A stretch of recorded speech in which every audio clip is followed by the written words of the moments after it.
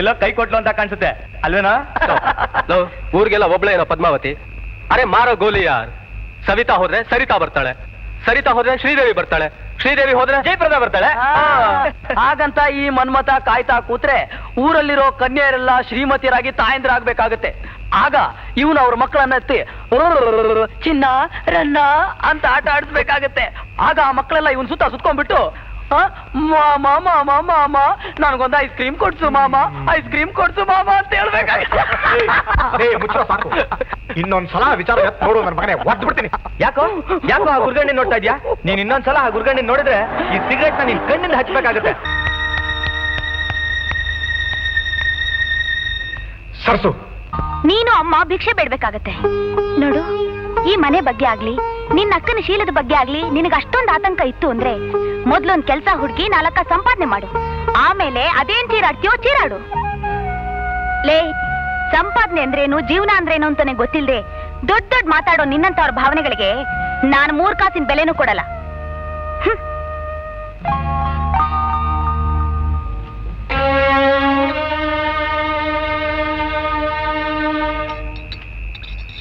ಒಂದ್ ಸಿಗರೇಟ್ ಕೊಡೋ. ಈಗ ತಾನೇ ಕೊಟ್ನಲ್ಲ ಸರ್. ಮರಿ 2 ಬನಾರಸಿ 100 ಬೇಸ್ ನವರತ್ನ ಕಿ ಮಾಮ್ ಪಕ್ಕಿ ಸುಪಾರಿ ಎಲ್ಲಾಚಿ ಲವಂಗ. ಅಜ್ಜಾ ಅಜ್ಜಾ ಮೈ ಹೂ ಪ್ಯಾರ್ ತೇರಾ ಅಲ್ಲಾ ಅಲ್ಲಾ.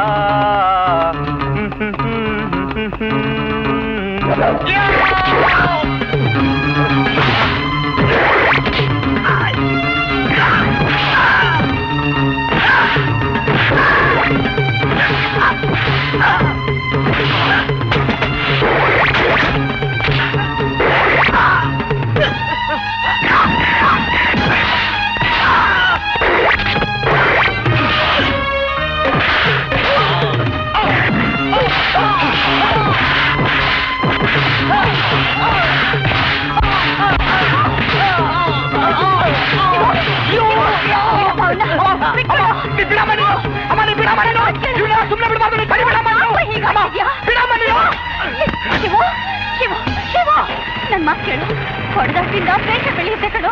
ನೀ ಸುಮ್ಮನಿರಮ್ಮ, ಇವ್ರಿಗೆಲ್ಲ ಒದ್ದೆ ಬುದ್ಧಿ ಕಲಿಸ್ಬೇಕು. ಬೇಡ ಶಿವು, ನಡಿ ಮನೆಗೆ ಹೋಗೋಣ. ಇಲ್ಲ, ಕೊಂದಾಕ್ಬಿಡ್ತೀನಿ, ಒಬ್ಬೊಬ್ಬರನ್ನು ಕೊಂದಾಕ್ಬಿಡ್ತೀನಿ. ಶಿವು ಬೇಡ. ಅಯ್ಯೋ ದೇವ್ರೆ.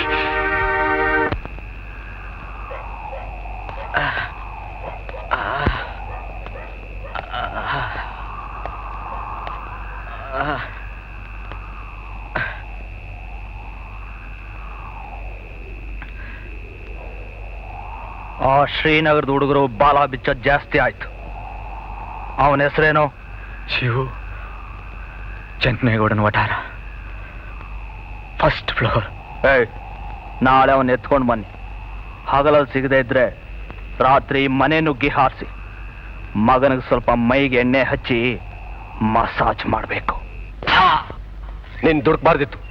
ಈ ಜಗ್ಗನ್ ಕಡೆಯವರು ತುಂಬಾ ಕೆಟ್ಟ ಜನ. ಖಂಡಿತ ನಿನ್ ಸುಮ್ಮನೆ ಬಿಡೋಲ್ಲ. ಒಬ್ನೇ ಹೋಗ್ತಿದ್ದಾಗ ಮೇಲ್ ಬೀಳ್ತಾರೆ, ಇಲ್ಲ ಮನೆಗ್ ನುಗ್ಗಿ ಹೊತ್ಕೊಂಡು ಹೋಗ್ತಾರೆ. ನನ್ನ ಕೈಯೇನು ಬಾಳೆಹಣ್ಣು ತಿಂತಿರೋಲ್ಲ. ಅವ್ರು ಕೊಲೆ ಮಾಡಕ್ಕೂ ಹೇಸಲ್ವೋ? ನಾನು ಗಂಡಸಿಗರಿ ಸಾಯೋಕ್ ಮುಂಚೆ 4 ಜನರನ್ನ ಸಾಯಿಸೇ ಹೋಗ್ತೀನಿ. Don't talk shit. It's not shit. Shut up idiot. ಸಾಯೋದು ಮುಖ್ಯ ಅಲ್ವೋ? ನಾವು ಸಾಯೋದ್ರಿಂದ ಏನಾದ್ರೂ ಪ್ರಯೋಜನ ಆಗಬೇಕು. ಬೀದಿ ಹೆಣವಾಗಿ ಸಾಯೋದ್ರಿಂದ ಏನ್ ಪ್ರಯೋಜನ? ನೋಡು, 3 ವರ್ಷದ ಹಿಂದೆ ನೀನ್ ನನ್ನ ಜೊತೆ ಸೇರಿದಾಗ ನಿನ್ ಮನಸ್ಸಲ್ಲಿ ಎಷ್ಟೊಂದು ಆಸೆ ಇತ್ತು. ದೊಡ್ಡ ಮನುಷ್ಯನಾಗಬೇಕು, ದೊಡ್ಡ ಕೆಲಸ ಮಾಡಬೇಕು, ಜೀವನದಲ್ಲಿ ಏನನ್ನಾದ್ರೂ ಸಾಧಿಸಬೇಕು ಅಂತ ಒದ್ದಾಡ್ತಿದೆ. ಈಗ ನೋಡು, ಎಂಥ ಕೆಲಸ ಕೈ ಹಾಕಿದ್ಯಾ. ನನ್ನ ಮಾತು ಕೇಳಿ ಗಿರಿ ಯಾಕೆ ಹೀಗೆ ಹೇಳ್ತಿದ್ದಾನೆ ಅಂತ ನಿನಗೆ ಆಶ್ಚರ್ಯ ಆಗ್ಬೋದು. ಅವತ್ತು ಮೀನಾಳ ತಾಯಿ ಒಂದು ಪ್ರಾರ್ಥನೆ ಹೇಳಿದ್ರಲ್ಲ, ಅದನ್ನ ಕೇಳಿದಾಗಿಂದ ನನ್ನ ಮನಸ್ಸೇ ಬದಲಾಯಿಸಿದೆ. ಅವರೆಷ್ಟು ಗೌರವದಿಂದ ಮೀನಾಳ್ ತಂದೆ ವಿಷಯ ಹೇಳಿದ್ರು. ಹಾಗೆ ನಾವು ಮಾಡಿದ ಒಳ್ಳೆ ಕೆಲಸಗಳೆಲ್ಲ ನಾವು ಸತ್ತ ಮೇಲೂ ನಮ್ಮ ಹೆಸರು ಹೇಳಬೇಕು. ಮೀನಾಳ ತಾಯಿ ಹೇಳಿದ್ದು ಸತ್ಯ. ಜಗಳದಿಂದ, ಹೋರಾಟದಿಂದ ದ್ವೇಷ ಬೆಳೆಯುತ್ತೆ ಹೊರತು ಒಳ್ಳೇದಾಗಲ್ಲ. ಬಾ ನನ್ನ ಜೊತೆ ಹೋಗಿ ಅವ್ರ ಕ್ಷಮೆ ಕೇಳೋಣ. ಏನಾದ್ರೂ ಮಾಡಿ ಅನಾಹುತ ತಪ್ಪಿಸೋಣ. ಅವ್ರ ಅಕಸ್ಮಾತ್ ನಮ್ಮ ಮಾತು ಕೇಳದೆ ಹೋದ್ರೆ ಮುಂದಾಗೋದಕ್ಕೆ ನಾನೇ ಜವಾಬ್ದಾರಿ.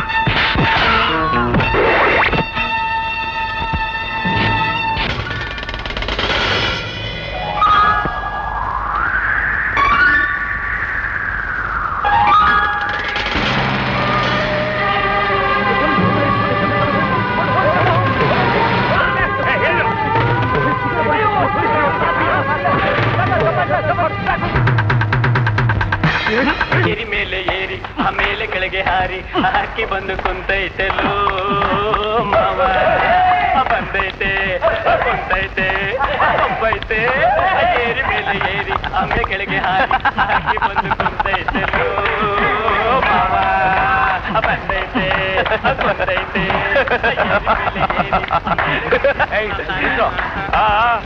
ಬಂದಿದ್ದೀನಿ ಅಂತ ತಿಳ್ಕೊಬೇಡ. ನನಗೆ ಜಾಮೀನು ಕೊಡೋಷ್ಟು ಶಕ್ತಿ ಇಲ್ಲ. ಬೇರೆ ಊರಿಗೆ ವರ್ಗ ಮಾಡಿಸ್ಕೊಂಡಿದ್ದೀನಿ. ನಾನು ಬೇಕು ಅಂತಲೇ ನನ್ನ ಅಡ್ರೆಸ್ ನಿಂಗೆ ತಿಳಿಸ್ತಾ ಇದ್ದೆ. ಅದನ್ನು ತಿಳ್ಕೊಳ್ಳೋ ಪ್ರಯತ್ನ ಪಡಬೇಡ. ನಾವಿಬ್ರು ಒಂದೇ ತಾಯಿ ಮಕ್ಕಳಾದ್ರೂ ಉತ್ತರ ಧ್ರುವ ದಕ್ಷಿಣ ಧ್ರುವ ಇದ್ದ ಹಾಗೆ ಇಷ್ಟು ವರ್ಷ ಬೆಸಿಗೆ ಆಗೋ ಸಂಬಂಧನ ಇನ್ನು ಮುಂದುವರಿಸಿ ಏನೂ ಪ್ರಯೋಜನ ಇಲ್ಲ. ಉಳಿದ ಜೀವನನಾದ್ರೂ ಇಬ್ರು ನಿಶ್ಚಿಂತೆಯಿಂದ ಕಳೆಯೋಣ.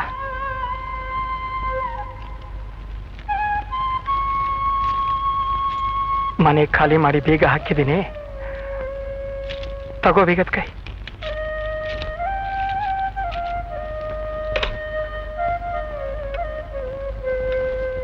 ನೀನೆಲ್ಲೇ ಇದ್ರು ದೇವರನ್ನ ಚೆನ್ನಾಗಿಟ್ಟಿರ್ಲಿ.